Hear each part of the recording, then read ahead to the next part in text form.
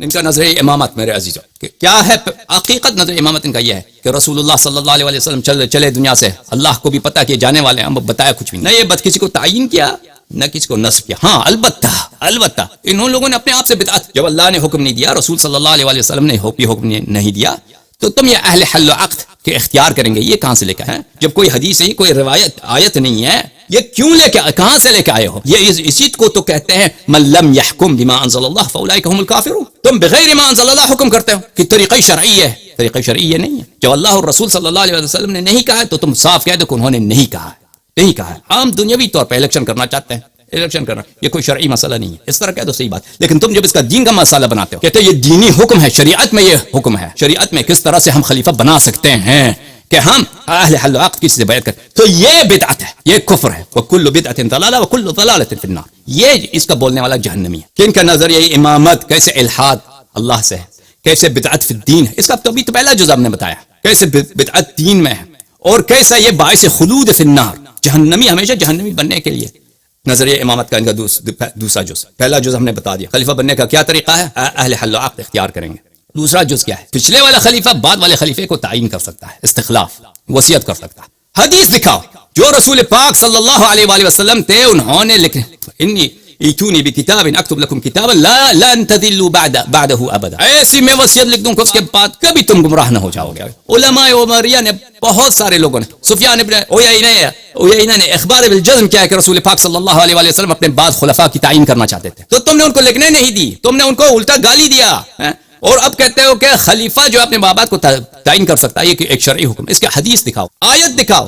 نہ اختیار کے لیے ان کے پاس کوئی دلیل ہے اور نہ استخلاف کے لیے ان کے پاس کوئی دلیل ہے، صرف سوائے فعل عمر کے، کہ عمر نے یہ کام کیا، عمر پہ کوئی وحی اترا، عمر کوئی معصوم تھا، نماز کے عام مسائل اس کو نہیں معلوم تھے، تیمم تو اس کو آتا ہی نہیں تھا۔ ایک شخص کو اتنا جاہل ہے خلیفہ بن کر اس کو نماز کے عام مسائل نہیں آتے ہیں، نماز جب پڑھنا نہیں آتا تو اس کا فعل سب مسلمین کے لیے کیسے حجت بن سکتا ہے؟ اس کا جواب دو ہمیں، پہلے اس کا جواب دو ہمیں، یا یہ تم قرآن کی تصدیق من لم يحكم بما انزل الله فاولئك هم الكافرون، یہ بغیر حکم بغیر ما انزل اللہ ہے، اس کی نہ کوئی حدیث ہے نہ کوئی آیت ہے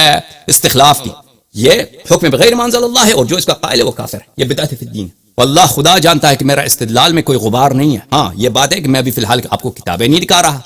جو لوگ یہ باتیں نہیں جانتے وہ سمجھتے ہیں کہ شاید میں کوئی ہڑبڑ کر رہا ہوں، یہ ان کی کتابوں میں حدیث یہ صحیح حدیث نہیں ہے، تو آپ انتظار کیجئے، وہ ہم آپ کو دکھائیں گے۔ تیسرا رکن ان کے مسئلہ امامت کیا ہے،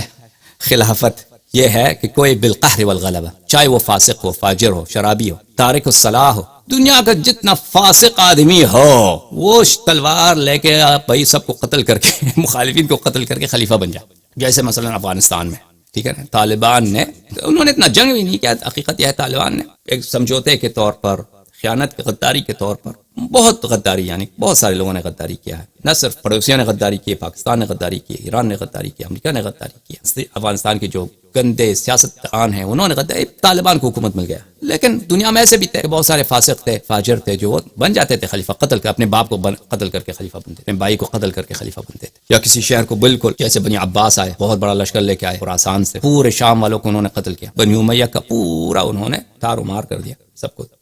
نیست و نابود کر دیا، خلیفہ بن گئے۔ تو جتنے کوئی فاسق ہو، فاجر ہو، وہ تو شرعن اس کی طاعت واجب ہے، شرعن اس کی طاعت، وہ واقعا شرعی خلیفہ بن جاتا ہے۔ اس کی حدیث دکھاؤ، ہمیں اس کی روایت ہمیں دکھاؤ۔ تمہارا جو نظریہ خلافت، حقیقت تو یہ ہے کہ تمہارے پاس خلیفہ بننے کے تین طریقے، ایک ہے اختیار، اس کی کوئی حدیث نہیں ہے، کوئی روایت نہیں ہے، کوئی آیت نہیں، ایک ہے استخلاف، اور ایک ہے کیا، السلطہ بالقہر والغلبہ، کہ تلوار کے ذریعے کوئی مسلمانوں کو مغلوب کر کے خلیفہ بن جائے، چاہے وہ کتنا فاسق ہی نہ ہو۔